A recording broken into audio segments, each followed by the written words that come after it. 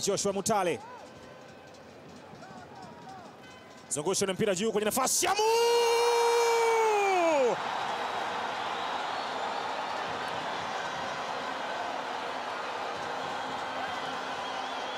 Leteni fimbo, halafu sogeni mbali kabisa. Simba wanachapa. Shamu Karabwe anafungua kaunti yake ya mabao. Bao la kichwa. Jonathan Nahimana, juhudi zote zimeshindikana kwa kwenda kugusa ule mpira. Joshua Mutale Budo, in swing kona ile. Shamu Karabwe, macho yote yakiwa wazi, anatazama mpira ulipotoka. Anainama kidogo mno, kimo cha ndama, kwenda kufuata ule mpira na kwenda kuandika bao kwa Simba. Aliruka, akaruka tena, lakini alishindwa kufika Jonathan Nahimana. Simba wanatangulia. Mechi iliyopita Rushen De Reuck, na mechi hii ni Shamu Karabwe, wote combination kwenda kufungua kaunta mabao kwa Simba.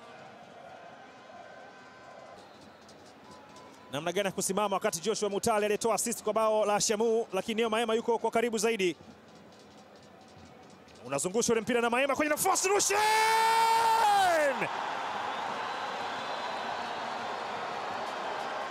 Rushen De Reuck anaandika bao la pili kwa upande wa Simba. Defender kinara kwa mabao kwa sasa.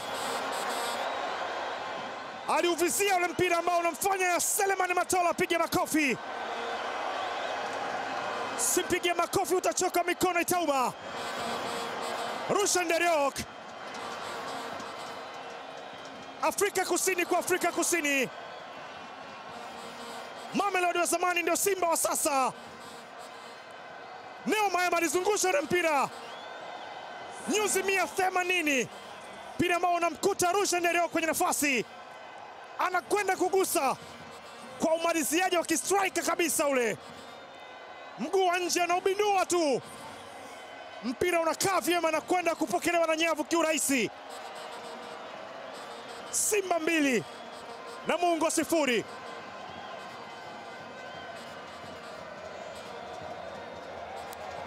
Watalii bora yule Daudi Morel. Haya, Selemani Mwalimu. Selemani!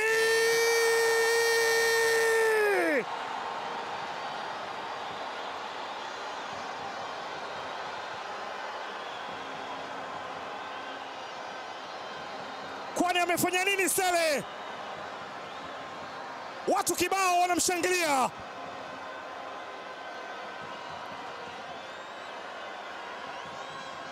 Selemani Mwalimu anafunga bao la 3 kwa Simba. Pasi nzuri ambayo yeye mwenyewe alipambana kuchukua ule mpira. Makosa kiulize Daniel Emo, alimweka chini Hussein Kazi, akampa godoro, akamwambia hii ndio kazi ya mwalimu, kwenda kuwaongoza wengine pia. Selemani we anatema mate kushoto, anafikia kulia. Hussein Kazi akadondoka chini na kwenda kuandika bao la 3. Shangwe mpaka kwenye benchi kwa Veron Selemani Matola.